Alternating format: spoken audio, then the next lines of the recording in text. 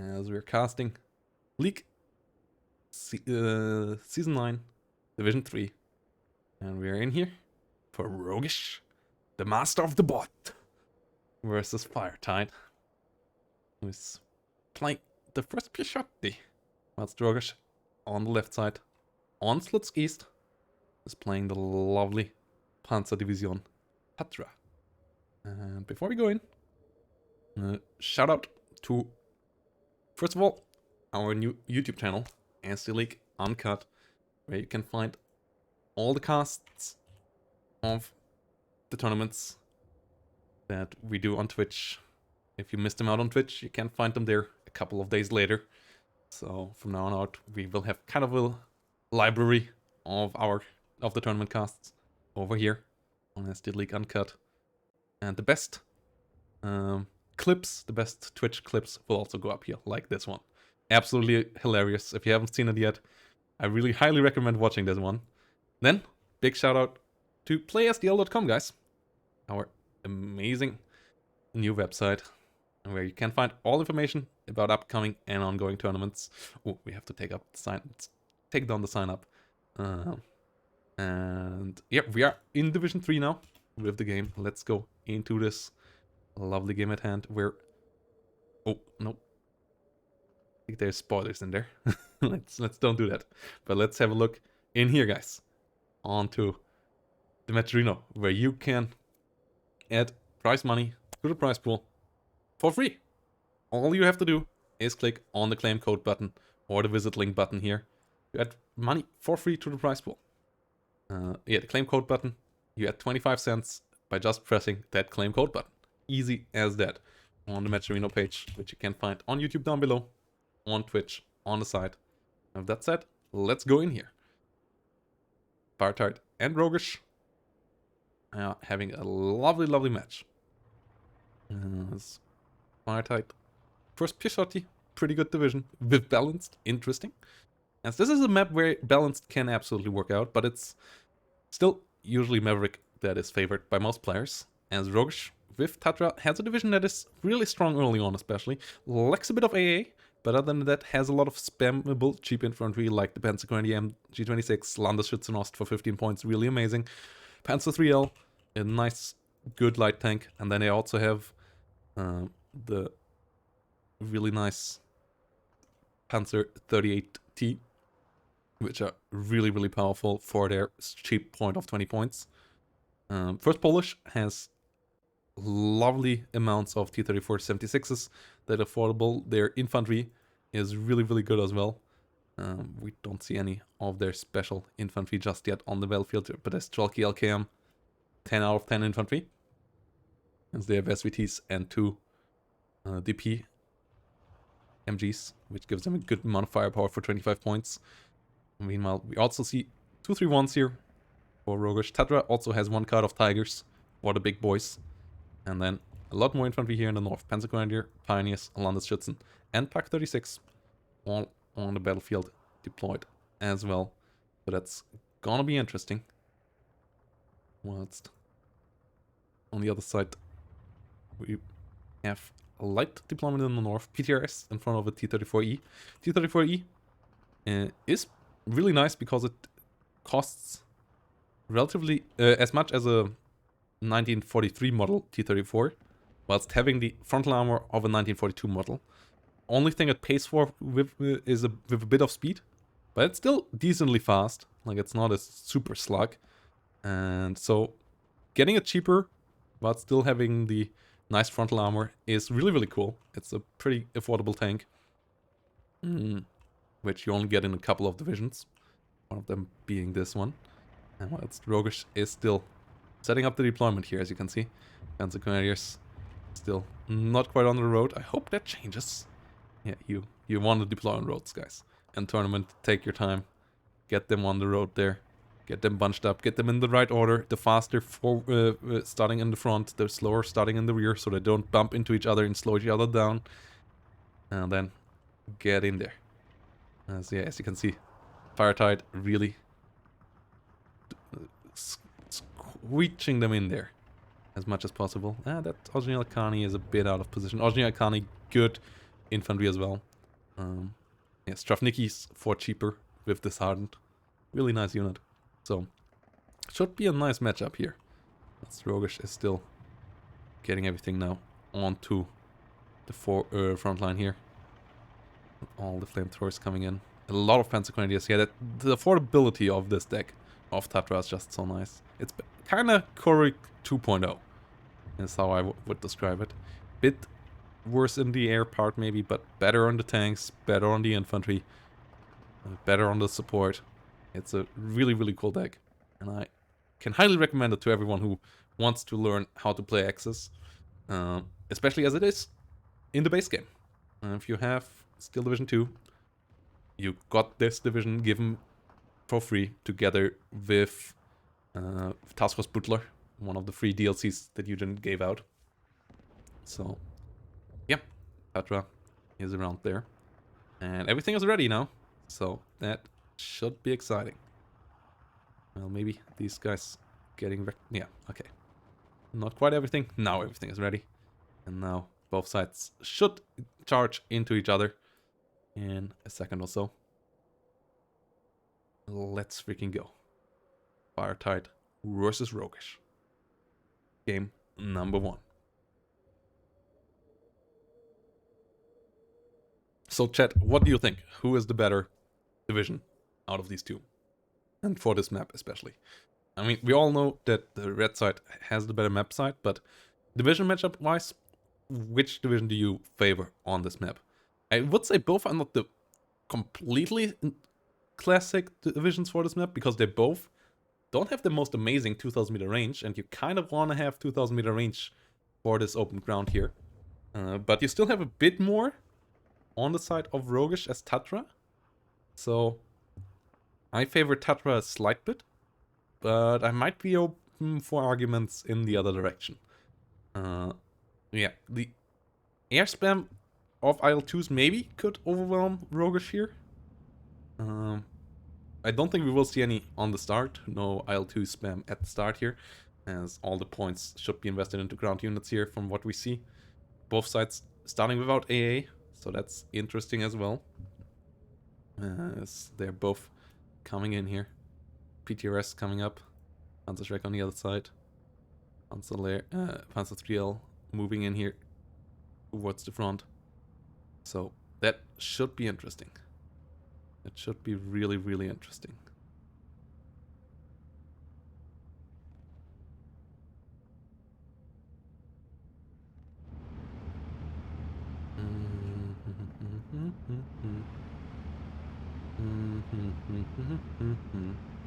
Panzerbüchse 39 coming along, moving forward here. PTRS on the other side will stop them. PTRS getting nice kills there. Panzerbüchse trying to kill this Strelky, but you need two of them to work. So that didn't quite work out.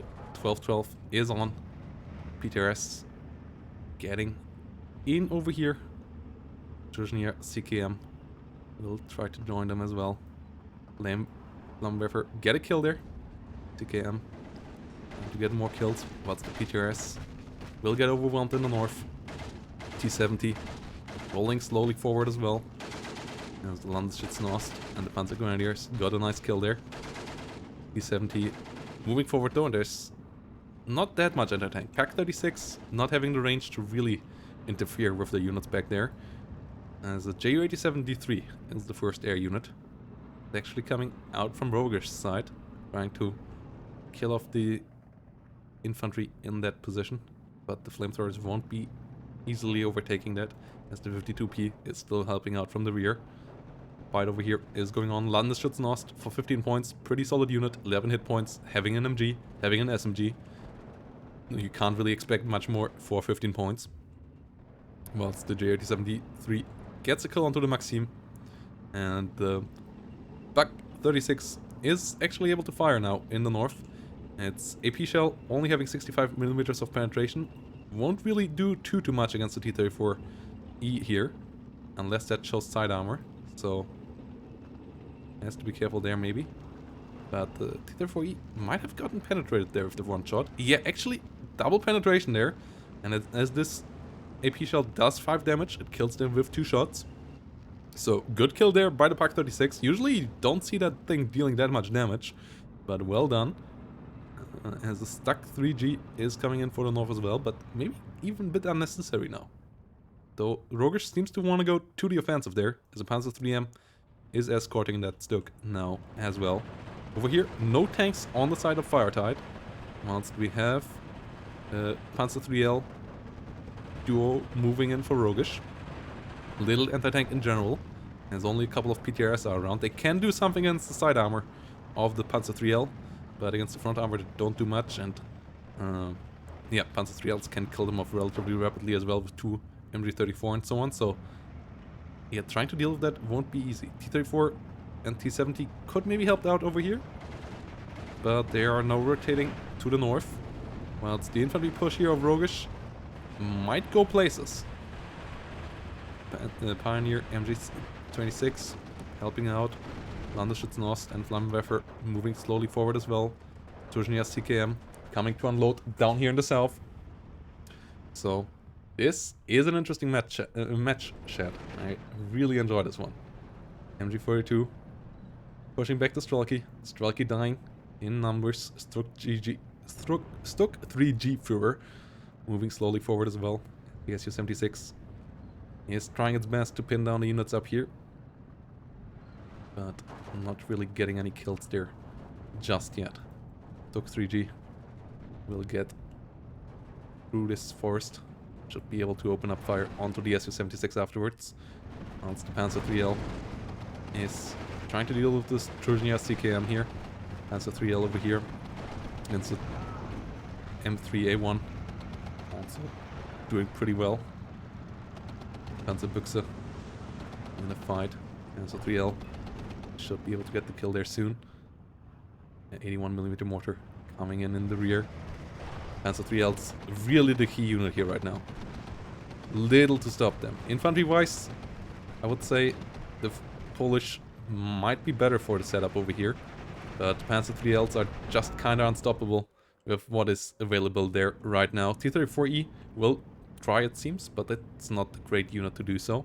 BA-64, not a great unit, as it only has 1 DT, and the Pak 36 most likely will deal with it in a second anyway. Meanwhile, in the north, SU-76 tries to open fire against the Panzer 3M, but the Stuk 3G is coming around as well, and that's a bad matchup for that SU-76. Already getting hit hard here. Panzer 3M shooting another. Bouncing, actually. Okay. I'm not quite sure how that happened. How the Panzer 3M bounces on a 35 frontal armor there, but it somehow did. But SU-76 didn't get any kills. Didn't get any damage done. And is down now. So, FireTight on the defense here. SPW 231 engaging the T-70 here, getting the kill. That's in the south. 1311 is further advancing. 45mm getting the kill onto the Panzer 3L.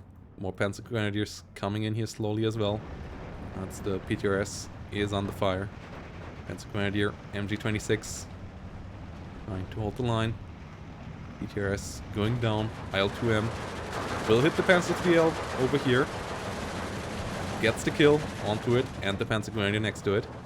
So good hits. The IL-2s now coming in. Flak feeling on the way. Panzer 3L's now in a bit more of a pickle. With the T-34 and the SU-57. Rougish's push here not going as well as necessary. As Rougish, obviously, especially from in B phase, has to push here with the Maverick versus balanced income. So 81mm trying to hit onto the PTRS. Stuk 3G comes around here as well. Another flak feeling. No, the flak feeling, yeah. Gonna set up in the rear. 34E not moving any further. Oh, it's obviously a Panzer Striker, so could be around without infantry in front of it. And FireTight's job here is just holding the ground. It's Maverick versus balanced. Your job is to hold the ground and not die. Yak 1B hitting up the Landesschützennost. Has to be careful with the flak feeling around. Flak feelings, even without veterancy, can be dangerous for bad resilience fighters. As the Yak-1B here is taking some extra damage. Will be able to make it out, but will take a good while to repair with the damage it took there. As the Stuk is a good upgrade here for Rougish. T-34 is once more now outclassed in here. So Rougish once more having the armor advantage in these fights over here. Loses to the Su-57 with the Panzer III though, as the Su-57 has a quick aim time. Gets on target there. And now hits up the Flammenwerfer as well. IL-2 being used as a strafer here. Trying to do some damage to the Panzer IIIL with its 23mm. It's not an IL-237. It's not an anti-tank IL-2 here. It's not super dangerous. Meanwhile, SDKFZ 261 Commander coming in here on the side of Rougish. And that will upwet the flak feeling. And a 2-star veteran flak feeling, that is a really scary prospect. Any plane for FireTight coming in here in the center will have a rough time. You really want to get rid of that. Some water fire onto it will be quite essential. You only get one flak feeling card as Tatra, and that is coming out on A, so you only get 2 flak feelings. So if FireTight can kill them both, then the IL-2s have relatively free reign. There's still a flak 41 card, but that is not as efficient at dealing with these kind of vehicles. Yeah, with these kind of airplanes. So flak feelings, getting rid of them would be really great, but for that artillery would be necessary. Stuk 3G gets the kill here on the Su-57. Kind of risky, but it got the first shot. On that range it has basically 100% hit chance, and Stuk also won't bounce on an Su-57. But an IL-2 comes in with a bombing run on to the Stuk though. Might deal a good amount of damage here. Stuk actually goes down, and the IL-2 turns the right way, turns away from the flak feeling, so the flak feeling might deal some damage here, but it won't be able to get a kill. Oh, second flak feeling got out a bit late out of transport there. Otherwise, if it would have helped out from the get-go, that IL-2 actually might have gone down. As both flak feelings are in the south, so that means flak 41s are the only AA we will maybe see in the north. As we are now into B phase, and this is where Rougish has to put on the turbo mode. As this is where Rougish gets the big income advantage. But also, yeah, C phase is getting closer and closer now. So you have to get something in here. 1311 is not good enough. A 59 will be necessary. Let's see where to do this. Where Rougish will try to do so. Landesschützennost coming in for the south. His pioneers are under fire by the artillery. 82mm mortars trying to pin them down here.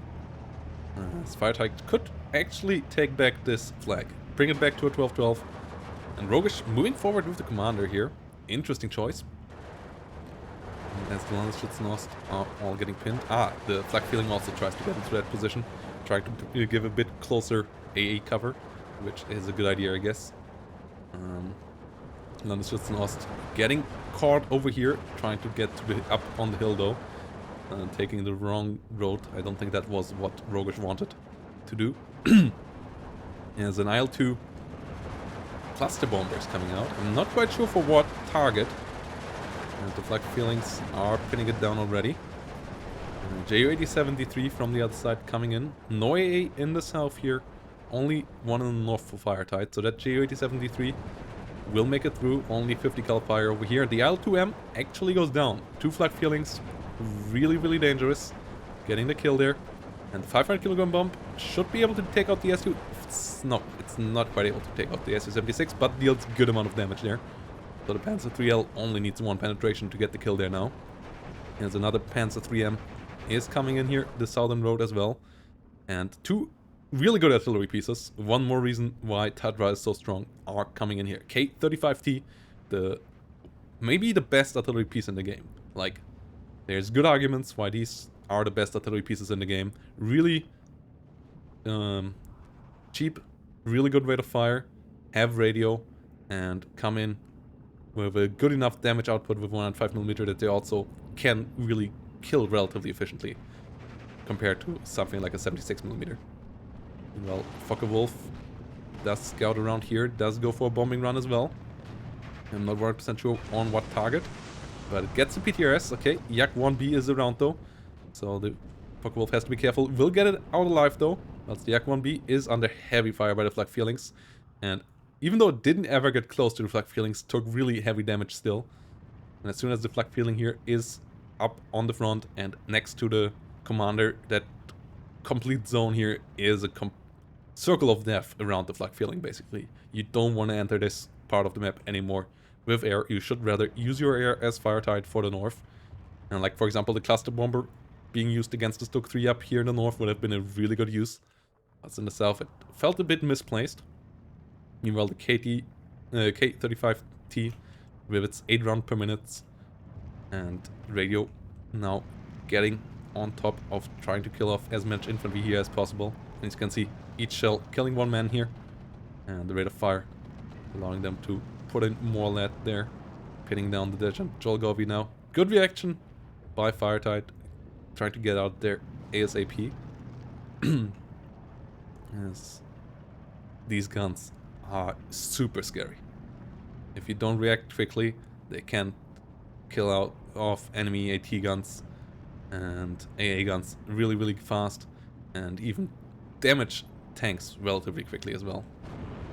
Dejant Jolgovi is trying to move forward, but running into Panzer Grenadiers, so not having the best of experiences there. Meanwhile, the 82mm mortars from the other side trying to do some damage as well, but a good bit less accurate. Whilst the IL-2 is trying to come in again. Flak Feeling currently in the forest, so it doesn't have line of sight. So the IL-2 actually will survive here most likely, as it's only the unvetted Flak Feeling currently firing. So with a commander down here that could change, and there is a leader on the way here. And that should be in the range of the commander. Yeah, that will be in the range of the commander, so that will be a 2-star Flak Feeling afterwards as well. Which makes it a super scary area here. Every plane here basically coming in afterwards will just get completely demolished thanks to the extra rate of fire and especially the extra accuracy of these AA guns afterwards. K35 continuously firing onto the Dejant Jolgovi down here. Not quite getting any kill just yet. Rougish still on 13-11, and that is not quite good enough. Obviously you don't always have to win in the first 25 minutes as Maverick, but it makes it a lot easier if you do.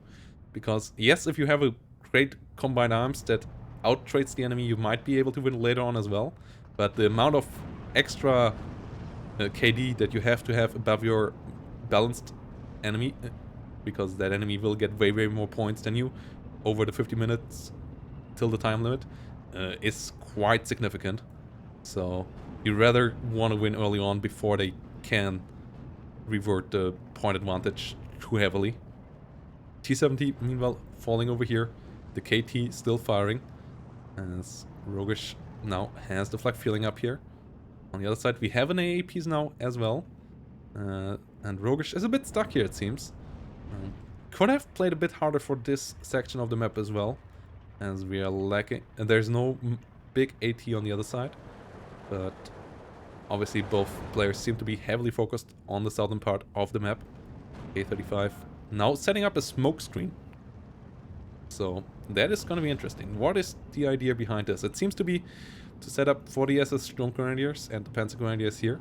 Stuk 3G rolling forward into this road as well. Also on the other side, the 82mm is trying to stun anything in this section, though there currently is not much in there. SS Sturm Grenadiers, 2 MG42s, 8 MP44s. Really good unit as well, especially if you can get into a range where they can use all 10 weapons. They can be doing a lot of damage. And the Landesführer giving them 3-star veterancy makes them really scary. So that is the push that Rougish built up for. 17-minute mark push. And by now, basically is the point where Rougish will have the most advantage on the front line for the next couple of 5 or 6 minutes. So that's where you need to make it count. Ooh, PTRS nearly getting some transport kills there. Yeah, getting some transport kills there. They're not quite as fatal anymore as before, but you still don't want to have them occur. And the T-34 here and the Maxims are in a really nice spot. Storm Grenadiers trying their best to deal with the Maxim. Stuk could move a bit further to the side here and deal with the T-34E. And the Panzer 3M is moving up as well. Stuk dealing with that would be really, really helpful. And the flak feeling here is a bit out of position as well. Needs to get into a better line of sight spot. But might still be good enough. Ah, no. Yeah, it's not good enough to deal with the IL-2. Yeah, that flak feeling still needs to be repositioned. Panzer 38Ts now coming in B phase as well. These are 20-point death machines. 15 rate of fire on a 70mm gun is really, really solid. As they also have a decent amount of HE shells, so they can deal with infantry relatively efficiently as well for 20-point units. As they're rolling in here now. 60 frontal armor, relatively okay as well, though it doesn't really protect you against the M42. The chances of bounces are still not amazing. But the 38s still are able to kill the M42 thanks to that high rate of fire before any of them goes down to it. And another Panzer 38 is coming around here, whilst there's no tanks left on FireTight's side over here. More coming in. IL-2 still try to bomb the south here, as the flak feeling is still on the wrong side of this forest. Flak feeling from the rear is trying its best to stop it, and it gets the IL-2 from dropping its bombs. Really, really important there. Flak feeling could move up now.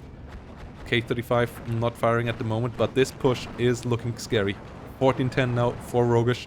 FireTight throwing everything that they got down here into the south, trying to hold the push. Panzer Grenadiers and Pioneers still moving forward. Stuk firing onto the 37mm down here as well. And killing off the AA obviously could be nice for allowing more J87 or so to come in as well. Panzer 38 still moving on as well, and there's next to no AT down here. There's only this one SU-76 coming in, and that seems... yeah, that's even the artillery version. That's not the AT version. That's the artillery version of the Su-76. More tanks now starting to roll in, but the Stuk already is in a nice spot. HE-111 now coming in as the 37mm gets stunned down, becomes less accurate, does less stress thanks to that. So the HE-111 will be able to get its bombs out. 37mm even going down now. And with that, it should be able to do a lot of damage to these infantry units. Yeah. Due to the stress, it also hits the own units here a bit. Friendly fire is on in Steel Division. But it gets rid of a good amount of infantry of the enemy, pins down even more so, and allows this new fresh wave of Panzer Grenadiers to push on further. So Rougish really on the way to a 59 here. Whilst the flak feeling in the rear is trying to deal with the IL-2M. More Panzer 38Ts rolling in here to help out on the front line. But on the other side, the T-34s have a lot of work cut out for them. They need to deal with that Stuk, but on that range, it's not an easy job. The IL-2 going down to the flak feeling at the same time. Yeah, the T-34s want to be closer to fight this fight. They get the loader knocked out, but one of them does go down before that starts to matter. And they really don't do much damage here. T-70 doesn't have an APCR shell, so it doesn't do any damage to the Stuk really on this range. And that is really problematic now. Gets the penetration there, it seems. Ooh, and the Stuk 3 shows side armor, and the T-70 actually gets the kill. That side armor shot was really, really important there. Yeah, with the Stuk down, the T-34E has a potential of holding and stemming the tide here together with the T-70 for at least a bit. And as we are now in C phase, FireTight now gets the significantly higher income in this matchup. Whilst the Pak-36 over here though still might be able to get the kill here. Rougish really should try to push for any of these flags over here, as a 15-9 would reduce the reaction time that FireTight now has to push Rougish back significantly. 15 minutes is quite a bit of time, whilst if you reduce that to 7 minutes, the timer would feel quite different for FireTight. Cluster bomber here, getting a couple of clusters out, but not all of them, and it's not getting across the panzers here. They wanted to kill. Flak feeling still continuously hitting the IL-2s. IL-2s being called in here is really a big mistake by FireTight. If the second flak feeling would be around, all of these would die. But even against a single one, they take a significant amount of damage and they never get their bombs out. The bombs really should have been used in the north where there is no AA at the moment. With Flak 41 coming up, The whole IL-2 part of the map will be locked down as well down here. But Landesschützen are flooding in here now. Rougish, with the last couple of high incomes he got, now investing into even more infantry spam.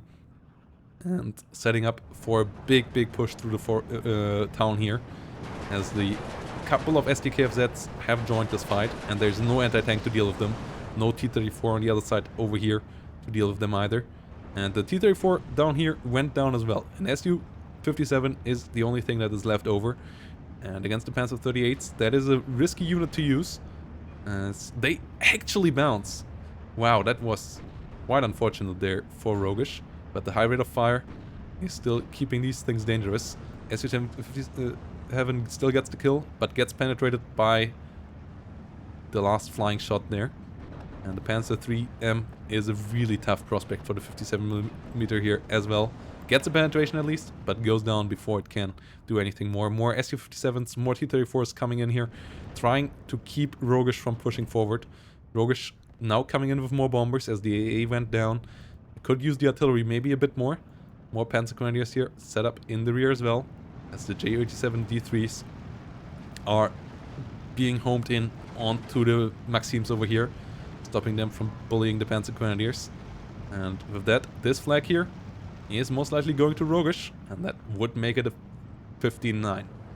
And with that, the tick speeds up. 6 minutes 27 now, only remaining for FireTight. So FireTight on a big timer now. Flak 41s and Panzer 3Ms also getting some important snipes over here. Su-57s going down in big numbers, so only one T-34 once more down here. More trying to come in, desperately trying to change the armor advantage on the front line, but the Su-57s going down like that will make that a lot harder. Ju-87 D3 also with a nice run here. Really important that the AA went down here in the south to allow these 500 kilogram bombs to land on the heads of Rougish's enemies once more. Whilst the Flak 41 here is a really nice position as well. 2-star veterancy, so it should be really accurate and have a solid rate of fire as well with its AP shells. As it starts with 10 rate of fire, and yeah, T-34-76 bites the dust, doesn't really get much damage done. And this, even though Rougish never went to a 15-9 for long, still looks pretty rough for FireTight, as the combined arms on the front line for Rougish is just so solid, whilst the combined arms of FireTight still is a mess, and the time that is remaining is starting to run out. Flak feeling together with Flak 41 here, trying to kill the IL-2. If the Flak 41 with its 2-star veterancy can get a couple of snipes out, that would be really amazing and ruin the day for FireTight completely. If one of these shots would get a direct hit, but Flak 41 misses a couple times too many. Rougish still not trying anything in the north, but the 15-9 is back on with the flag over here. That's only 5 minutes remaining now for the player on the right side. FireTight needs to get back toward 10-14. Needs to get back there really badly, as more and more T-34s try to roam around. Like 40 here in the rear can be scary. Another one has arrived in the south. Panzer Grenadiers still unused here in the rear, but the 15-9 is a big problem for the red player, who now has more points, nearly double the points of their opponent per minute, and by now also has caught up in point advantage in general. So from now on out will build up an overall advantage over the enemy in the complete points gained throughout the game. But till they become active, it still will take a while. Pak 36 here, running through the open. Not a good idea from Rougish, as this is also part of what holds the flag over here. And then maybe something could push the red line far enough forward to get the flag there. Mortars also coming in once more for FireTight, trying to pin down everything over here. But the Pak 40 is in a good spot. T-34 goes down. Panzer Grenadiers here still scary, as Flak feelings hitting the IL-2s. AA coming in as well. So yeah, using IL-2s down here in the south, not a good idea. That IL-2 will just die. You can't overwhelm the AA here with bombers running in. You need more than that.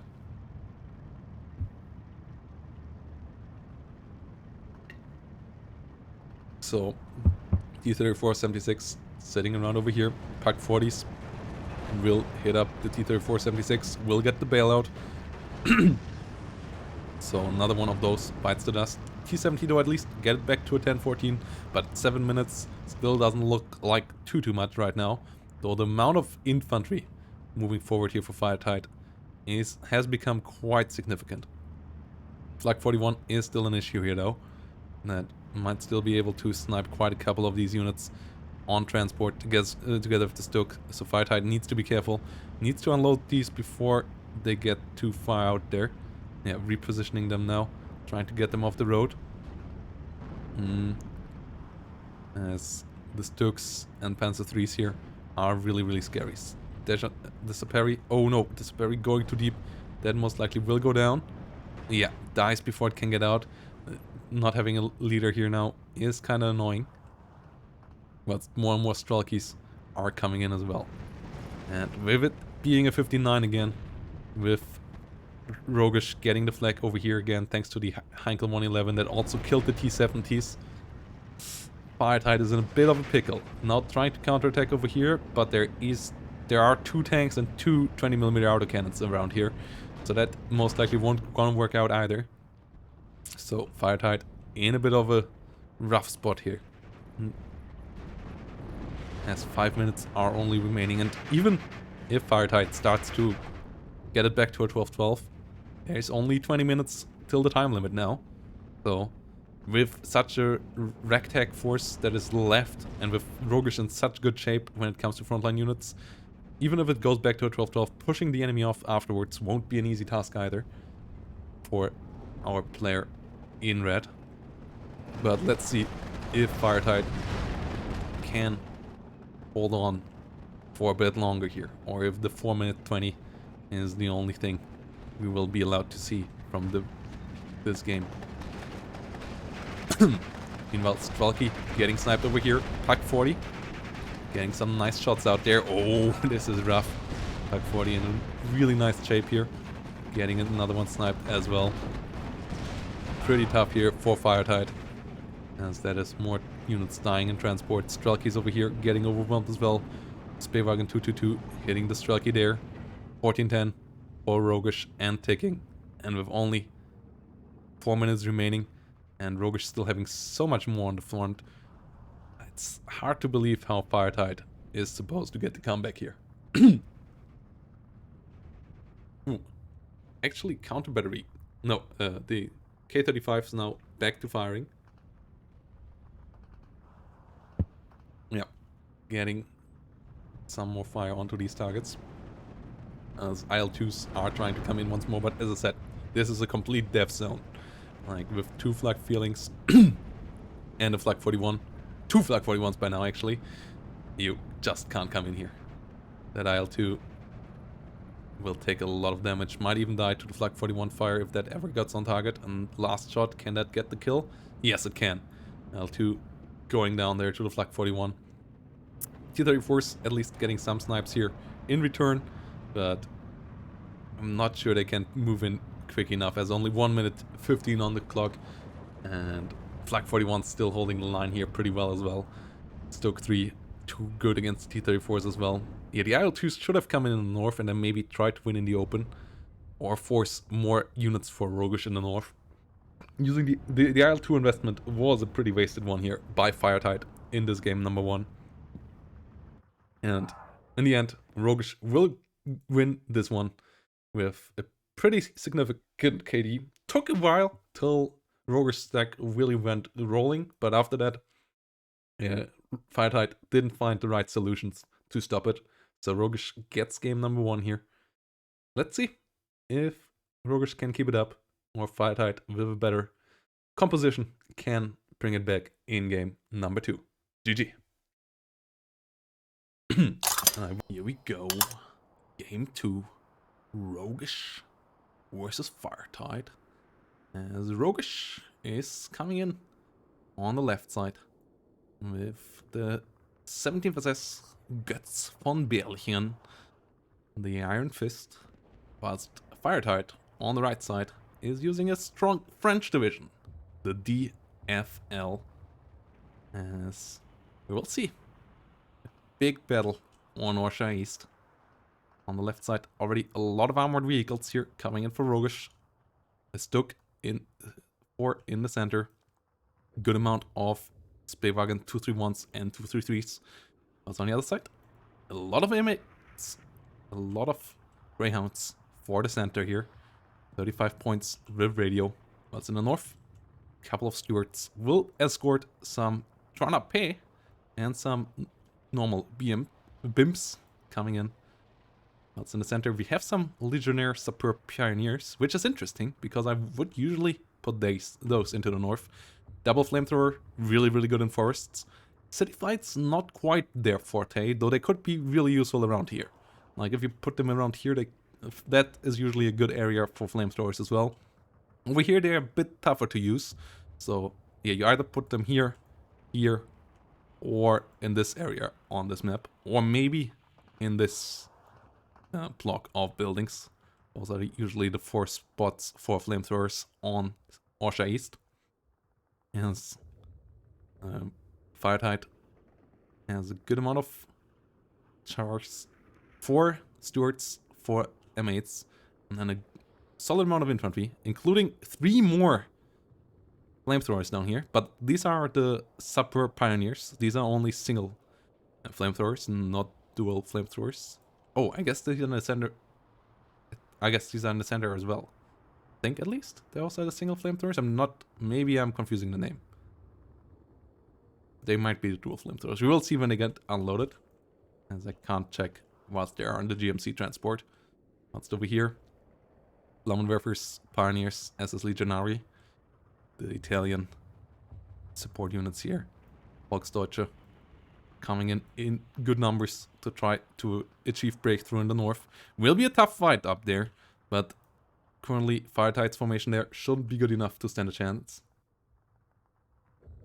So on the other side down here, Volksdeutsche and Panzergrenadier together with 231 and some MG42 should be able to achieve great things around here.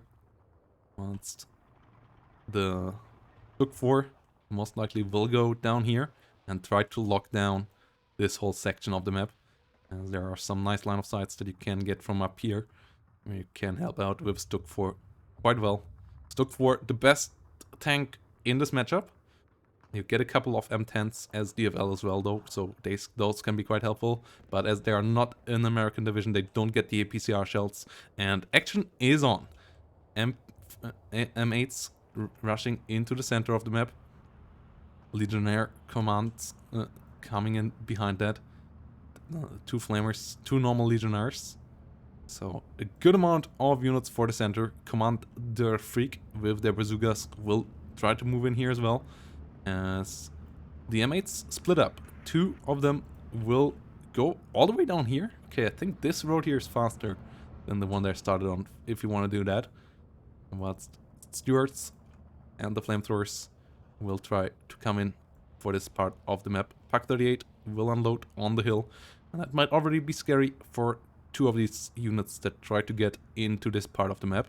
MG42 and Pak 38 will try to stay as defensive as possible down here, whilst Rogue's attack will more come in the north. Center, both sides want to hold out for sure, as the M8 is fighting the SPW, trying to get the kill there.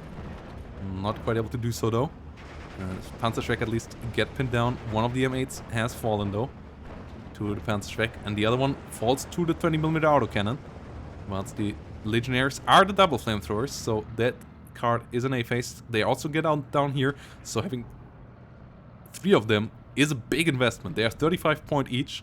It's a really expensive unit, but it's also a really strong unit. 10 point fanatical double flamethrower, 3 Thompsons. This is a really, really strong unit. At the meantime though, Stuarts shouldn't fight Pak 38s. That's really a special, really good matchup for the Pak 38s. Dealing with light tanks like that is the reason why you get Pak 38s in your deck. And that was a quite easy engagement there. Also, Stuk 4 tries to roll around here, tries to deal with the trailers, not quite able to do so. The northern engagement is as wild as expected. Both sides losing some units. Flamethrowers need to get cover. And there's no Panzerschreck around here. There's no anti-tank gun. So the SPW could maybe try to deal with the M5, but you don't want to risk that. Also, the BIMPs have a bazooka, so you don't really want to engage these either. The difference between these two is just the name, I guess. Yeah, it's just a name difference here. Both having two Brents, two Thompsons, and the bazooka. Well, Legionnaires are pushing in here. Legionnaires, really strong unit. The Bar is a really great automatic rifle. Thompsons, obviously, good SMGs. And the TNT on a 30-man squadron for 30 points is really nice. Yeah, good firepower on all ranges.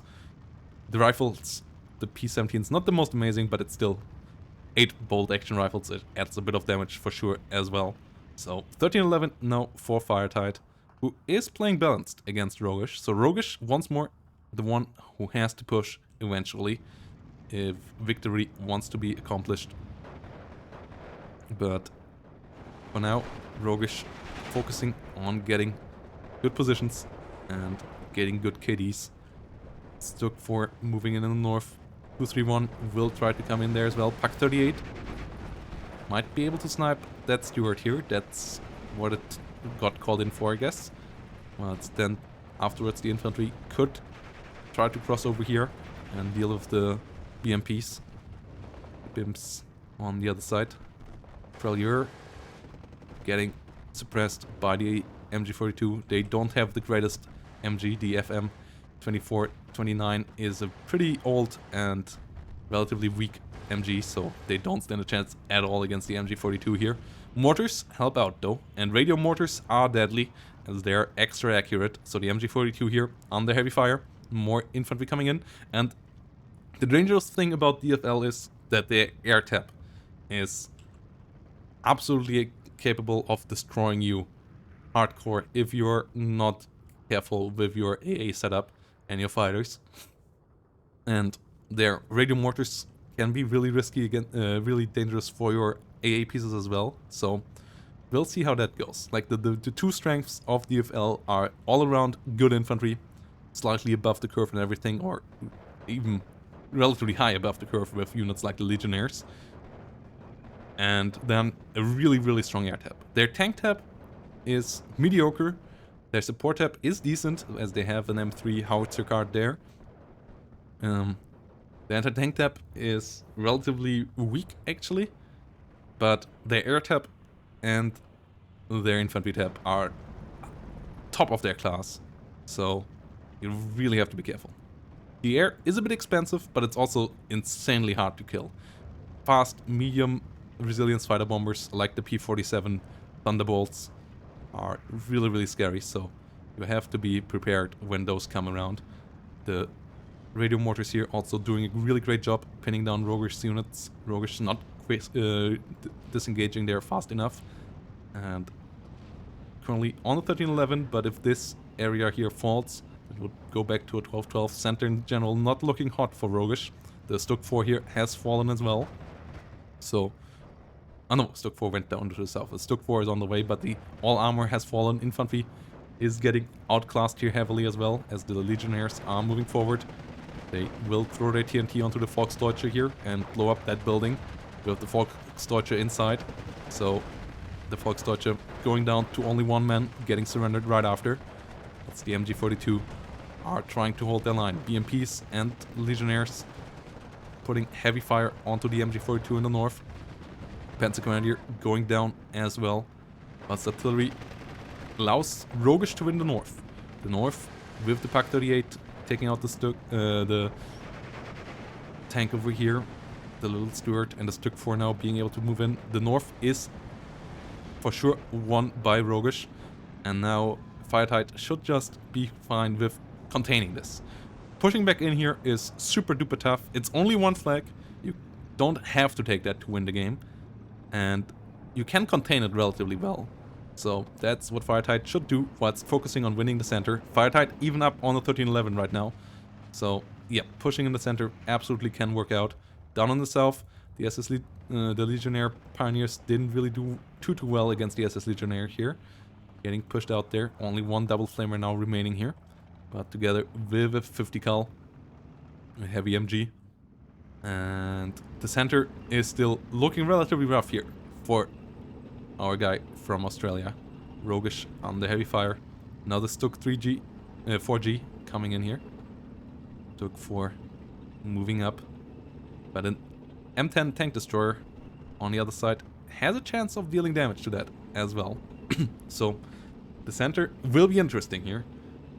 It seems like that is where the biggest contest will be in. And if Rougish can't break through here, then obviously victory absolutely is possible. But FireTight doing a good job so far. The mortars absolutely on point every time so far. Volksdeutsche here once more will suffer heavy casualties as well.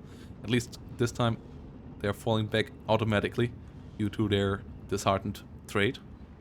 But in the south, FireTight being pushed back, but Rougish didn't capture any flags here either. And B-phase is where Rougish then has to really put on the turbo this time, because no takes whatsoever in A-phase. KD also not that amazing, but in B-phase, in the second 10-minute phase, Rougish will have the income advantage here of 170 points per minute versus 130 points per minute of income, but will fall off heavily after the 20-minute mark in phase C. So that advantage Rougish will have to use to push as deep as possible and get as many kills as possible before the income advantage turns around and FireTight will be able to get just way more stuff onto the battlefield. Legionnaires here also holding the line well.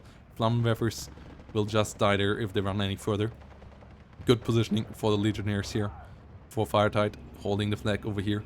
That usually can get captured relatively quickly from the other side. As SPW 223 commander is moving up once more. Rougish seems to like his commanders. Once more bringing one of them in. Well, it's still a 12-12. Stuk 4 trying to get a kill onto the 50 cal half track. The HT M5 A1 going down. And a push in the south might be possible, as there's no AT guns for now. And 57mm is coming in, and one gun on the way though. And then the Stuk might have to be a bit more careful. Well, some leaders and infantry are coming in for the center as well. 12-12 still going on, as Rougish is trying to push deeper in the center. 81mm might be able to overwhelm the units over here. Let's Panzer Grenadiers try to get up to this position as well. SS Legionary trying to come in for the center. What's positioning here for FireTight is relatively deep. Artillery seems to be the only... Artillery or air seems to be the only ways of how to deal with this part of the map right now. Like, Nebelwerfer 42 in B-phase maybe might be the solution here. To try to deal with that part and then overrun it afterwards. But it's not gonna be easy for Rougish to push in the center with how well entrenched FireTight is. There's Stuk 4 here now in a long-range engagement. Gets penetrated, gets killed by the M1 gun. Really good investment here for FireTight. Now equalizing the armor advantage in the south, with both sides having 0 armor present in the south. And that is obviously really good for the balanced player against the Maverick who wants to push in here. Well, another commander comes in here. FireTight really only has to hold for now. With less income, so it's not easy, but only has to hold the line for now and let Rougish exhaust himself on the defensive positions. No artillery so far. First mortars coming onto the battlefield now for Rougish, but not sure if mortars are sufficient to get the push happening. It's a Purse coming in on the other side, an M10 tank destroyer for the south as well. As I said, these are not coming in with APCR shells, only the normal AP shells, so they don't have the extra 2000 meter range high penetration APCR shells that you have on the American versions. but they're also a bit cheaper for that, which is nice. MG42 versus 50 cal, but the 50 cal gets assisted by an M10, so the MG42 gets pinned down first. Both sides not dealing an insane amount of damage, but the MG42 will die eventually. As Rougish didn't call it back. 233 goes down here as well. Ju-87 G1 Kanonenvogel got called in here, and that is a good plane. With its two 37mm guns below, it can rip tanks apart, especially if it can get shots onto side armor. But in this matchup, even frontal armor, it can penetrate of all the tanks that the enemy can field. Big question is, can it get line of sight though? As it seems like Rougish wanted to go for the M10, but did lose line of sight afterwards. So the G1 now is idling back here, and that's not how you want to use it. That's just using up fuel. That means it needs longer to reload.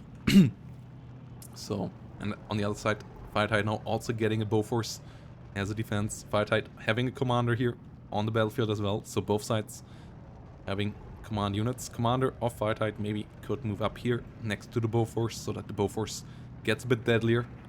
Getting 2 stars of veterancy thanks to that. Whilst the Pak 38 is under heavy 81mm mortar fire. South bleeding hard. MG42 getting killed off here. Whilst Panzer Grenadiers over here will get overrun by the Sappers. M10 holding the line, Drillers and Sappers moving in here. They have TNT, so they most likely will be able to blow up Panzer Grenadiers easily. Meanwhile, mortars trying to hit the rear here, trying to hit the enemy mortars, but they are not efficient at that.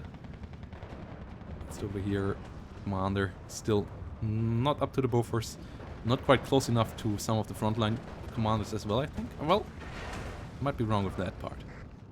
Ju-87 G1 number 2 came around as well, got a kill onto the M10, so that's nice. One of them got a kill, the other one still hasn't found a target, and with the Bofors around, I don't think it will find one either. So might have to get home. But Panzer Grenadiers and Pioneers are rolling in over here. And the action is going to happen here. Legionnaire Pioneers moving into the buildings. M10 tank destroyer rolling through the town. We'll get closer to the fight here. Whilst in the north, we have a max standoff, but Rougish has the objective done here, and now can also flank down to the south. The Stuk 4 positioning here can be pretty scary as well. As you can see now, it can help out with the infantry fights down to the bottom here. Whilst the M10 of FireTight is rolling forward. FireTight having a 1311 right now, even though Rougish has the way better income advantage right now. But Rougish not quite aggressive enough maybe. Though if FireTight overextends here and tries to counterattack, that might be the advantage that Rougish needs then to get into an offensive mode. Getting a kill with the Panzerschreck on the M10 down here, but has to be careful. Mortar fire can whittle down even Stuk 4s, as these mortars are really accurate, and a mortar shell landing on the top armor of a tank still does a good amount of damage. Ju-88 getting a nice cluster bomber run onto the M10. Both M10s dead in the center now. Bofors without veterancy most likely won't be able to get the kill. Well, it gets assisted by a second Bofors in the south, so that Ju-88 might actually fall. No. With veterancy, that might have been a different story. But without veterancy, the Bofors doesn't hit well enough, so the Ju-88 gets out. Stuk 4 in the center, heavily damaged as well. Whilst the mortars in the rear can maybe find more targets. As Rougish has now pinged the Bofors. As obviously both players play with Fog of War. We have the God's Eye, they don't. They don't quite know what the enemy is doing. Their decision making is not as easy as ours. And yeah, Rougish pinged the Bofors position here to remember later on where that Bofors was. So artillery, for example, could be called in onto that position of the Bofors. Really helpful assistance reminder for memorizing enemy positions there to spot. M10 goes down in the fight versus the Stuk 4. Does burn out here now, next to this little village. Once the Pioneers have been pushing forward, have captured the flag here for Rougish, but we are closing in onto C-Phase, and the advantage that Rougish has here is still not significant in points. Though killing off the M10s is a biggie, but P47 now coming in to hit the Stuks over here. Will maybe kill one? No, doesn't hit hard enough. This lovely, lovely P47 with the French coloring. Yeah, should go home now. So, its 50 cals are not great to dealing with ground units. Still seems to be targeting the ground units there. But its 50 cals won't do anything against the Stuk.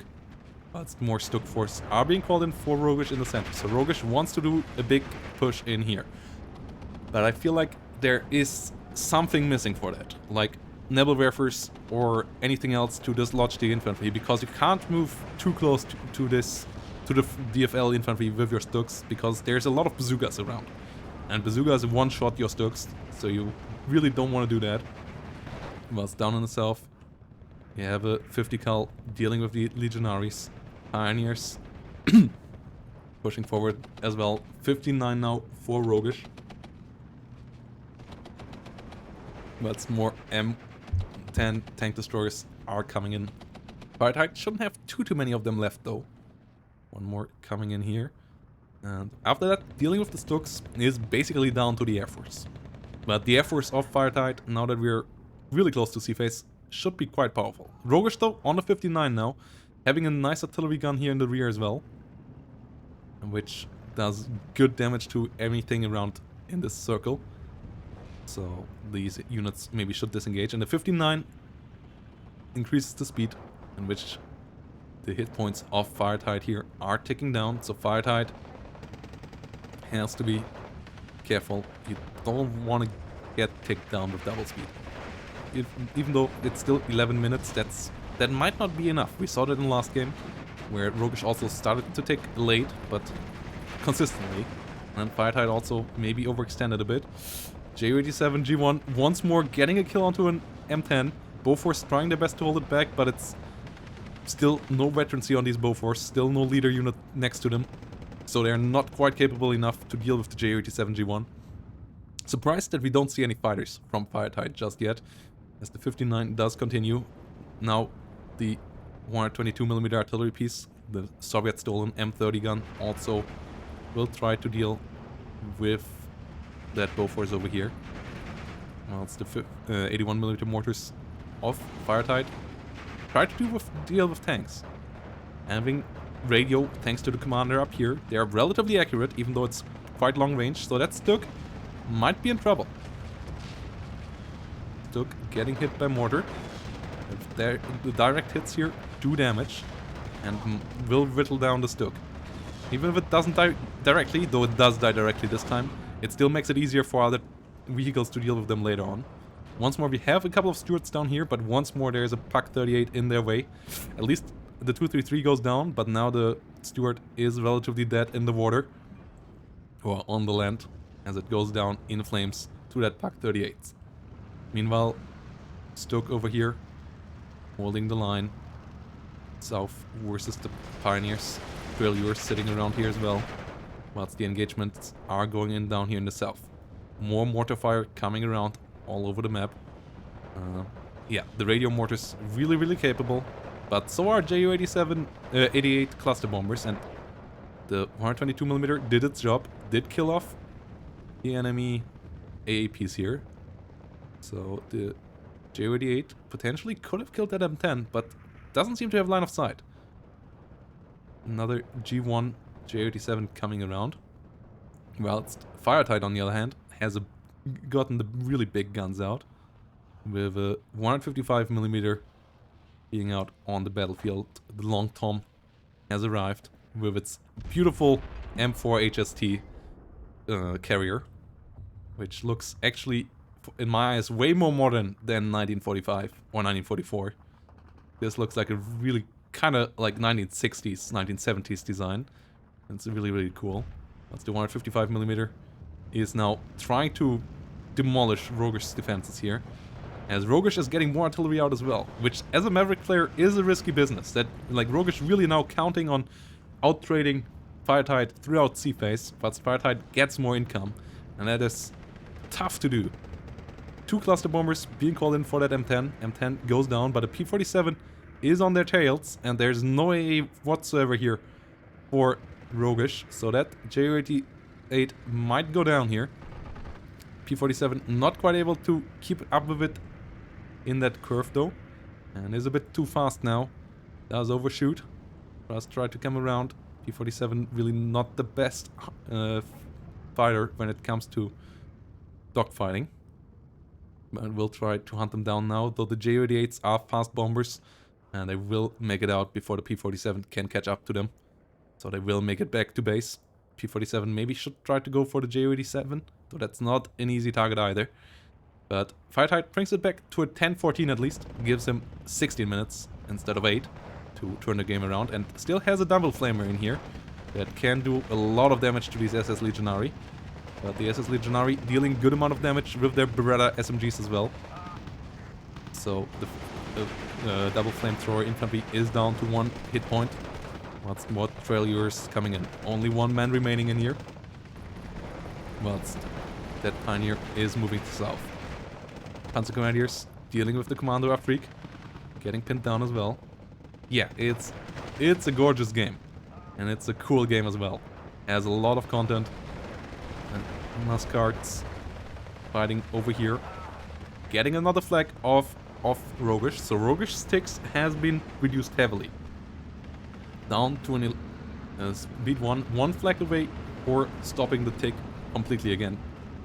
So if FireTight can get 1 more flag over here, maybe pushing into this position, then Rougish will have to grind it out maybe to the time limit. Time limit is at the 50-minute mark. Whoever has more hit points on their health bar wins the game then. But question is, can you hold out with such an income disadvantage for so long? Like, for now the forces on the front line I guess are still better for Rougish, but FireTight's getting so much more stuff per minute onto the battlefield. For example, these Shermans that are rolling in now over here, Long Tom, and so on. All these guns can do a good job. Stooks over here, holding their ground. 3 of them rolling forward. Have to be really careful though.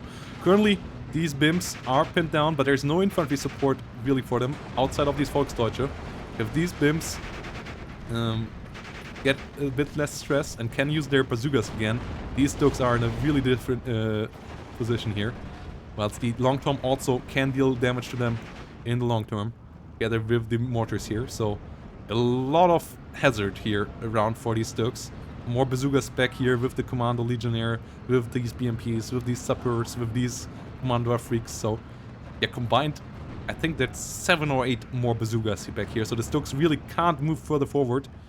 But at the same time, they have to reposition themselves, because otherwise the Long Toms will massacre them as well. So it's a really tough position here for Rougish, whilst trying to get as much of an advantage in the points as possible, keeping the tick up for as long as possible, maybe even winning it again with the tick. But Stook 4 over here goes down to a bazooka, and that's what I'm talking about. These Stooks can't move on their own, but they have to be constantly repositioning, because the Long Tom is on the hunt for them as well. Long Tom dealing good amount of damage there with a nearly direct hit to that Stook 4.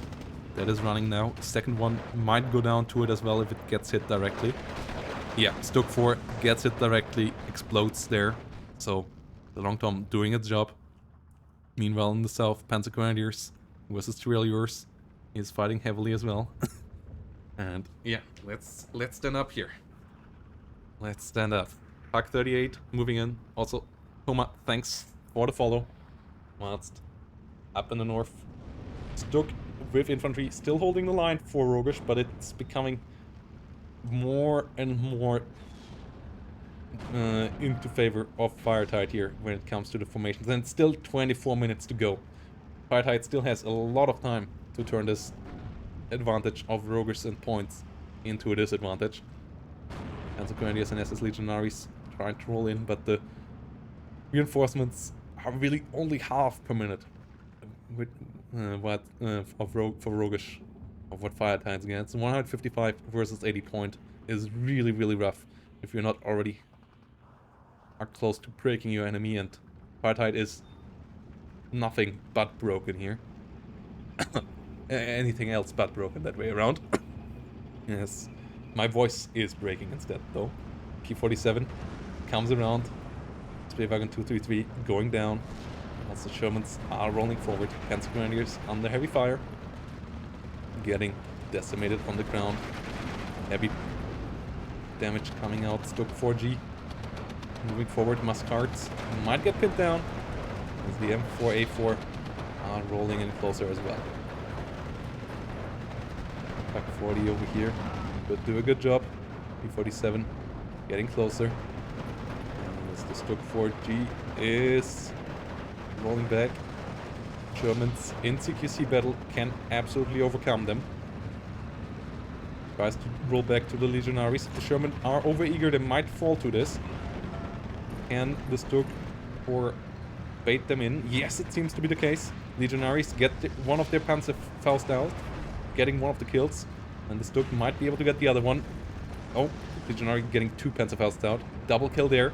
That is really important. Taking out the push power out of FireTight as we are back to a 50-50. Both sides having 12 flags. J88 trying to come in there for the bombing run. It doesn't make it, but has to be careful to not get hunted down by the P47 now. And that's not easy. As 2 more Stuck force will try to replace the fallen comrades.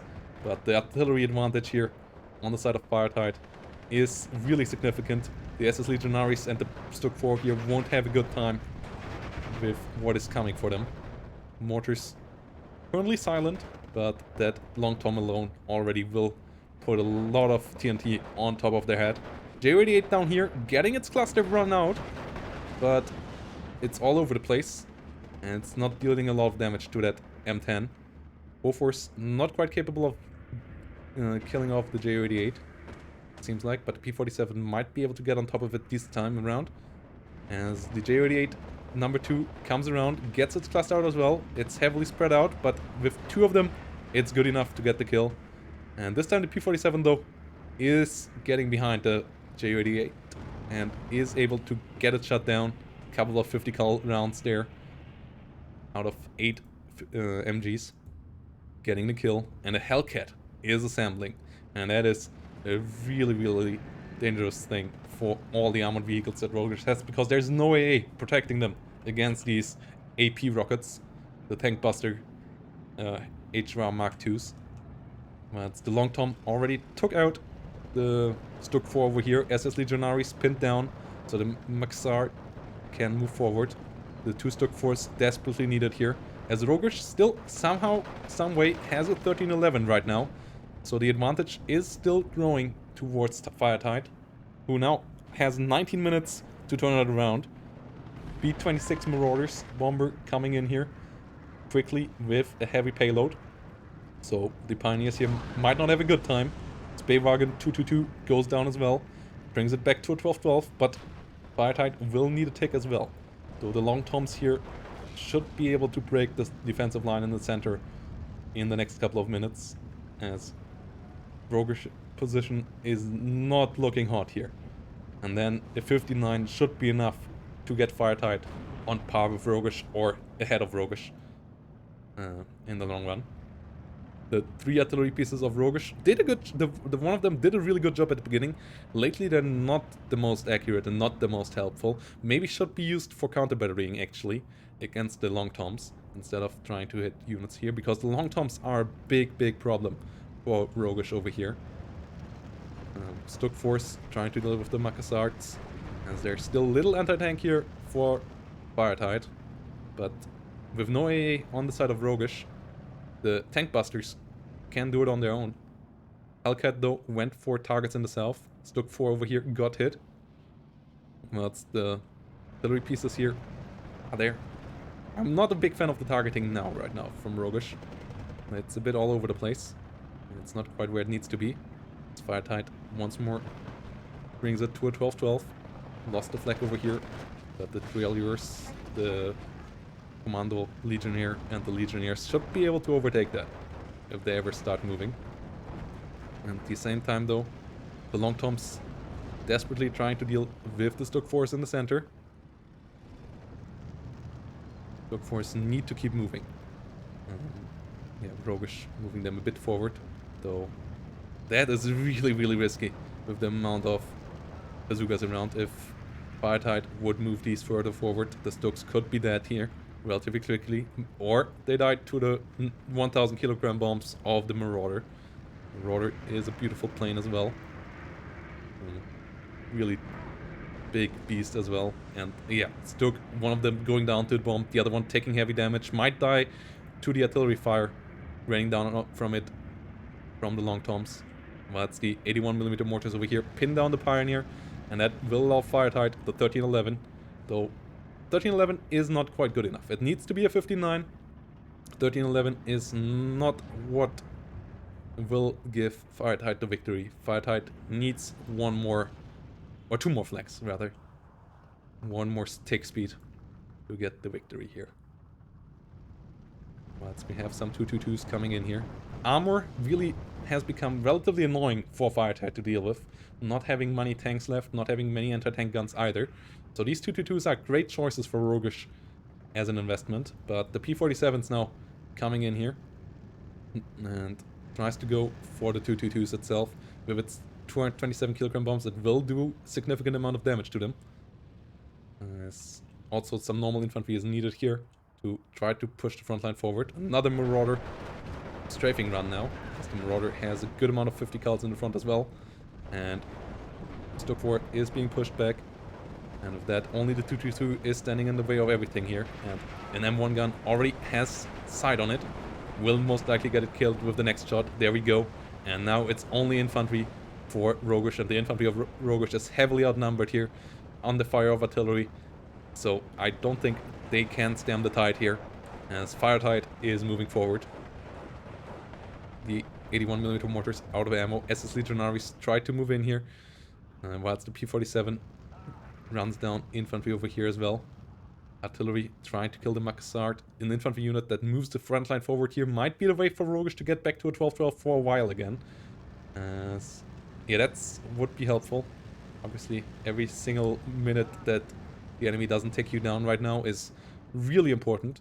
But with only 80 points, splitting them up correctly is not easy either.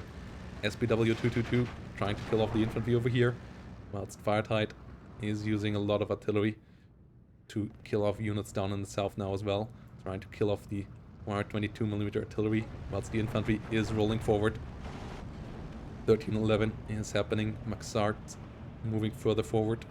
The commander now with its one MG34 trying to hold them off in the 223, but it will take a while for it to get the kill there, as it doesn't have a 20mm in its turret.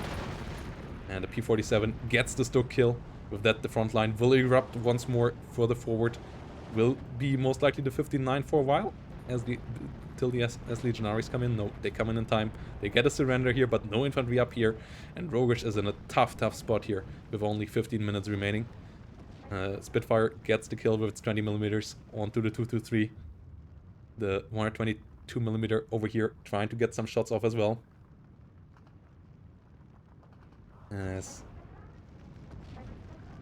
Well, actually, I mean, that's why that thing is there. I want to stand Toma. Like, the standing desk is there so that my health is better. So, yeah. Like, I wouldn't put it in there if I wouldn't want to do it. Look for over here, helping out against the Sapeurs and Bims. Zarts will try to deal the Pak 40. And yeah, it was time to stand up. So, thanks for that, Toma. Meanwhile, artillery here, trying to get rid of the 122mm. Not quite getting the hits on target, but doing a good amount of damage. And in the south, the Pak 38 is close to dying as well. P-47 bombers coming in left, right, and center with strafing. Only one Pak 40 here, trying to hold back the infantry swarm that is running forward across the open here now. As all of these Frenchies will try to get the victory here now. They should be able to achieve it. The Italian legionaries are getting wiped out here. thanks in part to the Hellfire rockets raining down on them. And another Marauder bombing run here will decimate the position over here. Multi-ammunition was supposed to help out these mortars firing again, but 970 kilogram of TNT blow up everything next to them. And only the IG-33 is standing, and on this range, it's not the perfect engagement for them either. They can do a lot of damage, but they're already nearly stunned down, and they should be falling relatively quickly as well. Still only 1410. FireTight still needs to get to a 59 here, but there's basically next to nothing in front of FireTight here in the center, and I don't know if Rougish can counterattack well here in the south. Maybe a counterattack in the south might keep the 59 away for a while, but with the P-47 without AA on the other side, I don't think that will hold on forever. Yeah, Volksdeutsche here now moving forward. Still a 59 though, as the center is collapsing completely. More Volksdeutsche trying to come in. 16-8 even now, as the FireTight's push here is completely unleashed onto the backyard of Rougish's map here. And the 59 will take FireTight to victory here. Whilst more and more units will come onto the battlefield as well. More M10s here. Whilst there's a little anti-tank down here in the south. And the Long Toms should be able to achieve a lot as well. Yeah, Rougish not pushing hard enough with the income advantage in B phase. And now FireTight has way more points. I mean, the thing is, against the Long Toms and the mortars, your AA pieces get pinned down anyways. So you might as well try to invest it into other things and push before the enemy AA, which is really expensive, the enemy air, which is really expensive to assemble in DFL, gets too strong. Like, I kind of understand why Rougish didn't bother with it, because your AA in this matchup often just doesn't survive anyways, and doesn't really hold them back either, unless you have like mobile wagons and so on, which you don't have in 17th. So I think the decision making there was sound. I think it was just a couple too bad engagements and not going for a 59 early enough. Once more, letting the enemy pushing a bit too late, and then lacking something to break the center. The push in the north was nice, and maybe a push in the south could have happened as well. And for the center, for a strong push in the center, there was a lack of a breaking unit.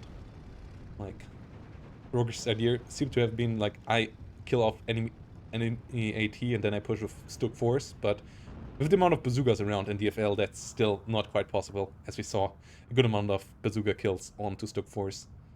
And yeah, in the end now, the 59 should be sufficient enough here to get this victory. There's little left here on the map for Rougish, as we are closing in on an 18-6 even. Artillery coming in from the rear.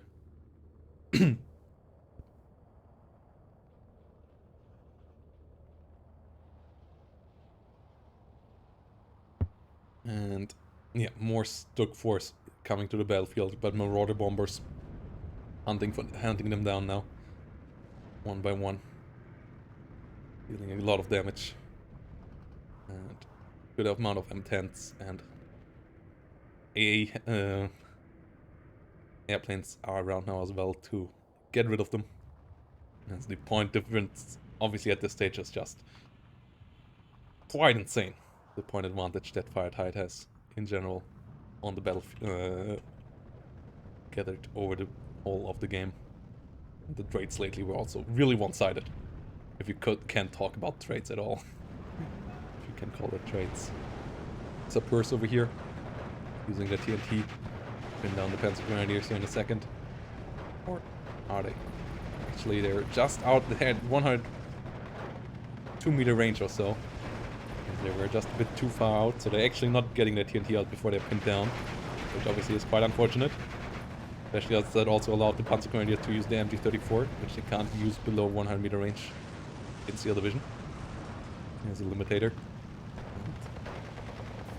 And, to make them a bit more of a mid-range and long-range tool.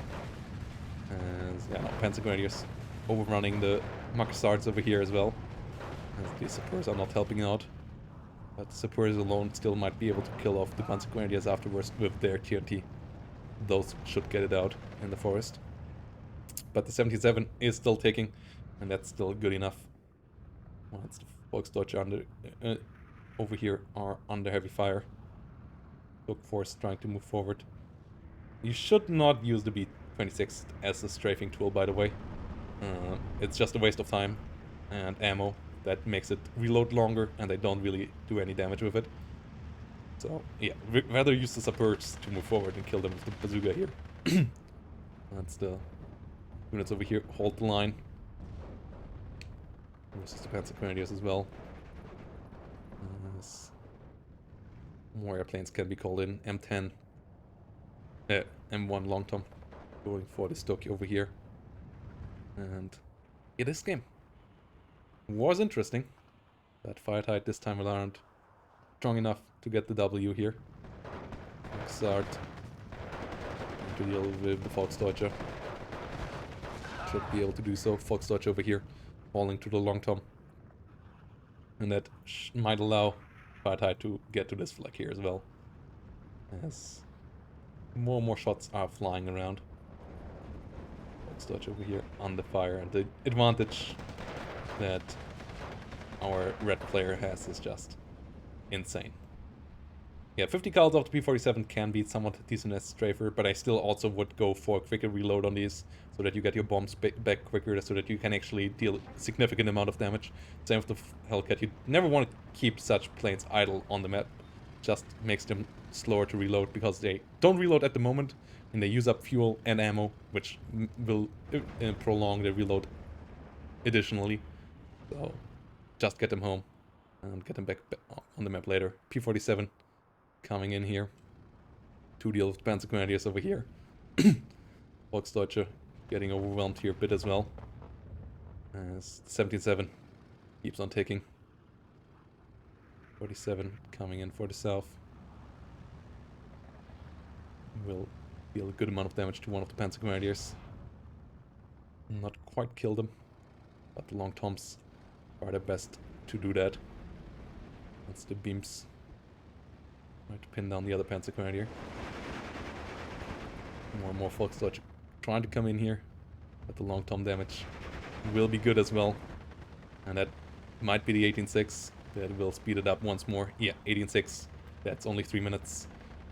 So this game might actually be over before the time limit. There's more Volksdeutsche though try to come in here, but some of them getting blown up in transport here. Only one of them will make it out. Ooh, they actually didn't get completely wiped out, even though they were landing directly next. Okay, that's interesting to know. Long Tom not quite getting a full-on kill there, but they are next to being pinned down anyways. Only one here is not pinned down just yet, and that one goes down now. With that, it should be an 18.6 in a second again. As the front line is being pushed forward. Deutsche falling back. Might even run into that artillery shot over here. Already Long Toms are firing in. P-47 getting the kills. And I guess that the AA is the last thing that is left in the deck of Rougish here. As the front line is being pushed over. And yeah, Rougish now has less points than FireTight. The FireTight is now on the way to victory. Obviously Rougish not gonna get back to take down FireTight at any point in the last couple of minutes. As with the 18.6 we're also having it down to 2 minutes. And these units over here will have a bad time as well. That bombing run will be quite successful. Yeah, Legionary and Pak 38 going down there as well. Let's a couple more units try to push further forward. Tanks over here could be used as well. Sapper could blow up the Panzer Grenadier and then the flag could fall as well. But obviously not really necessary. And that's the Long Toms. Maybe be used a bit more here once more as well. MG42 here are still annoying. Yes. Fusilier Marine coming in to try to help out dealing with them. And grabbing another flag for the blue player. As we are back to a 17-7 once more.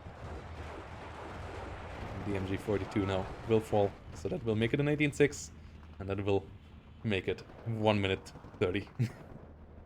So yeah, Rougish really not want to surrender early. Can't say that. Because this is going to go to be played till the end, it seems. Rougish trying to go for another kill here. Will get the kill, but will lose the Ju-88 on the way there. With the amount of Bofors and Spitfires around, that thing is not going to survive there. Long Tom's currently silent, but they're also not really needed. It's back to a 17-7. Rougish really wants to make it to the time limit, but the Foxtrot are getting pinned down, and that's an 18-6 again. And with that, we will end it before the 49-minute mark. So, yeah. I just looked at the time of game 1. That was a mistake, guys. I didn't want to cast 2 long games. It turns out, well, at least I only casted 1 long game. Well, the first one was not really short either, though. As this is really going all the way. Or nearly all the way. 18-6 here now. Ticking down. And Rougish surrenders here with 26 seconds remaining. FireTight in the end with also the way better KD, as the bombers just and artillery just completely demolished Rougish defensive line here. And GGVP there to FireTight, getting the tie in the end after losing to Rougish's push, slow push in game 1. This time FireTight was better prepared and got it in the end. So well played to both players, securing 1 point each in their group respectively. And yeah, it was a long day of casting, guys. I hope you enjoyed it.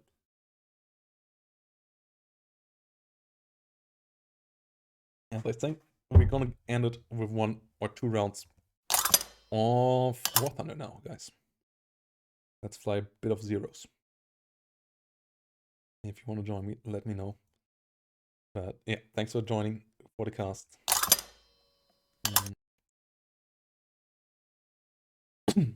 And thanks for all the subs, guys, that have come in.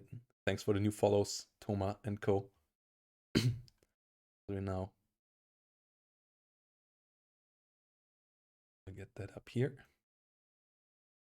and get the War Thunder open. If any one of you wants to join me, let me know. Then we can, yeah, if you want to join the squad.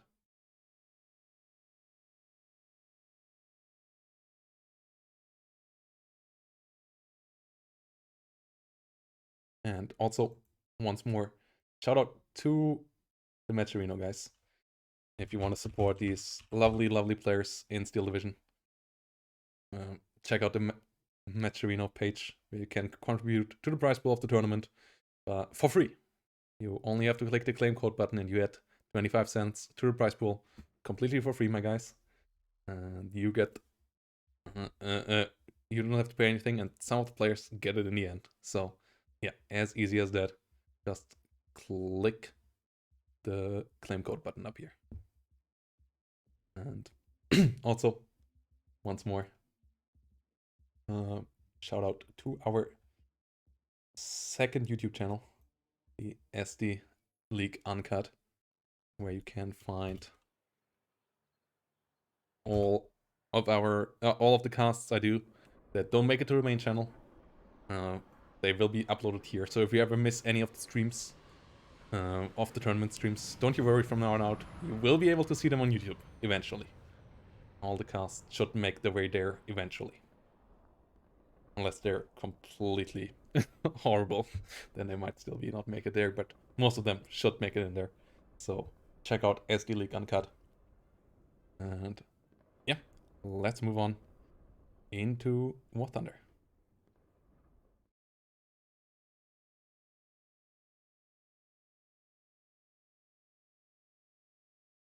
Like a couple of